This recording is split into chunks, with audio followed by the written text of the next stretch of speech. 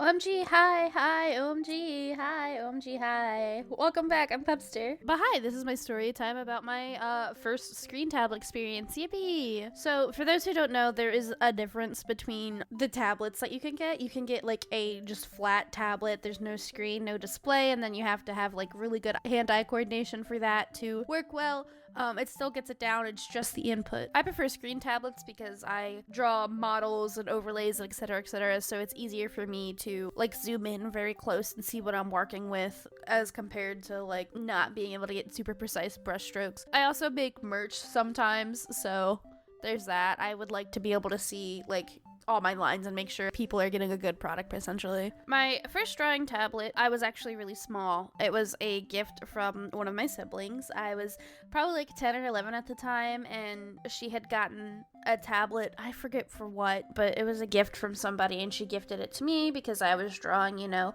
with like a little mouse. I was drawing shitty like warrior cats, and she gifted it to me.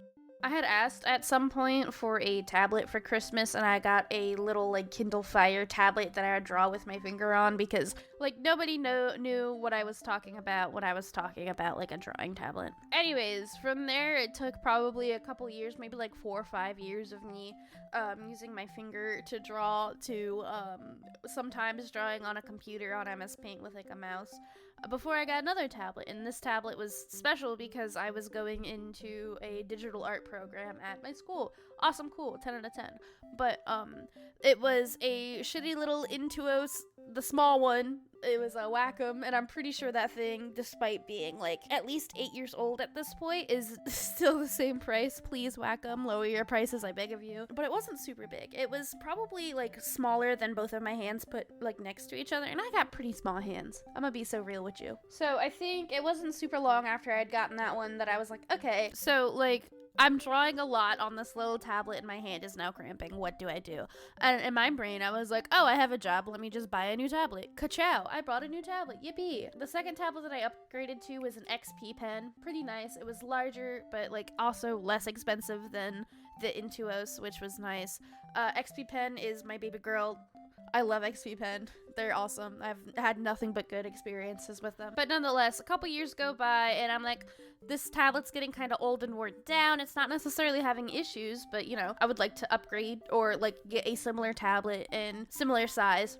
Whatever. So I get a similar tablet, similar size to the XP one that I have, and this is the Stinky brand. Now, the Stinky brand one didn't last like more than a couple of months, which should have been my first red flag, but again, I was just like, oh, well, you know, I'm kind of unplugging and replugging it back in quite a bit, and I'm like traveling with it now because I'm no longer in school and I'm using the buses and I'm like drawing in libraries and shit in my downtime. But eventually I'm just like, okay, well, I've had a couple of tablets. This one's crapping out on me. I'm doing commissions now, and I feel like I might have a chance at like being like a cool commission artist, so maybe I should get a screen tablet so I'm having like an easier time with it. So it might have just been because it was my first screen tablet, but looking back on it with a different screen tablet, again, from XP Pen, kisses, this tablet was pretty hard to set up, I'm not gonna lie. I remember having to uninstall and reinstall drivers a lot. It just wasn't like intuitive to set up at all. It did not come with any additional nibs, no tablet state, etc., and I paid a couple $100s for this. So for it not to have those things, like not even like pen nibs, like come on dog, I have to buy my own pen nibs.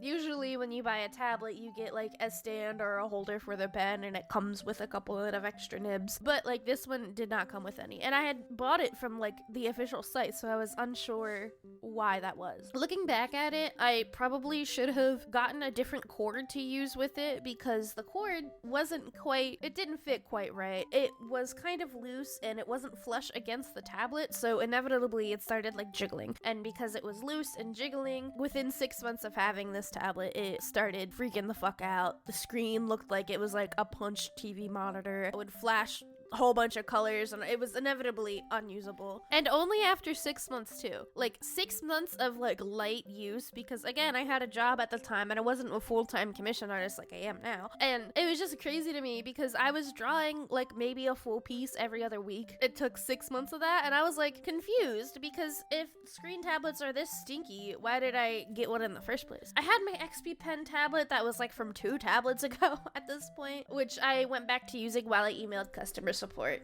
So I emailed customer service, took like 2 weeks to get back to me. I was out of a tablet for like 2 weeks, that I had just gotten less than 6 months before, and they said that they couldn't refund it because it's past 90 days or whatever. I was told to try like a different cable with the tablet and see if it was just the cable. Turns out I didn't have that cable, so I had to order it and then have it shipped to my house, wait like a couple more days, try to plug it in, and it still didn't work because, you know, through deduction I had gathered that it was from the port itself being damaged from the previous cable, so it didn't work. So I reached back out to customer service. It takes even longer, it feels like, but at this point I'm just like, okay, so it seems like I'm gonna be stuck with this XP pen for a little bit.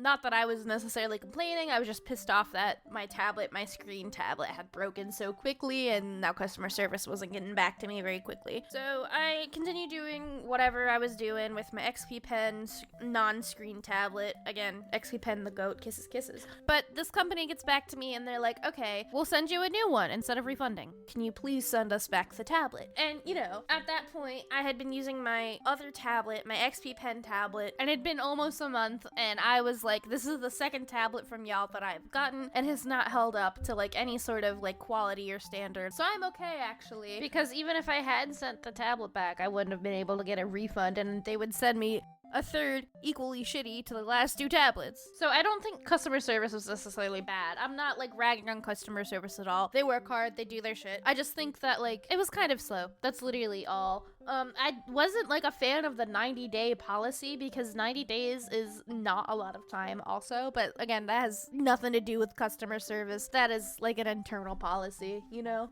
So I'd use that XP pen tablet for probably another year or so until I had the funds to upgrade, and that's the tablet I have now. It's an XP pen Artist 12 2nd edition, and I've been using her pretty heavy for about like a year and a half now, and she's having like minor issues at the moment, but like also year and a half of pretty heavy usage, so I'm not complaining. My main takeaway is like do some research, talk to like friends, family, whoever is also using tablets and tablet brands to see what they like and what they don't like, hear their opinions and etc. XP Pen's never done me wrong. Neither has Wacom, but Wacom is just kind of expensive. I'm pretty sure if I could find that little Wacom tablet, I would be able to plug it in and it would work just fine. My other takeaway is if they send you a broken tablet or a tablet that breaks very fast, don't trust them with more of your money. That was kind of my fault, I think, but still, I was like, oh, it's a one-off fluke. No, it wasn't. They sent me another shitty tablet. But yeah, I just wanted to get the story time out there. Hopefully this will help some of y'all with your tablet shopping experiences. But for now, I'm all done. I hope you guys have better experiences than I do. If you've got any negative experiences, I'd love to hear them. So that way we can mourn our loss of money together. Alright, bye, OMG, bye.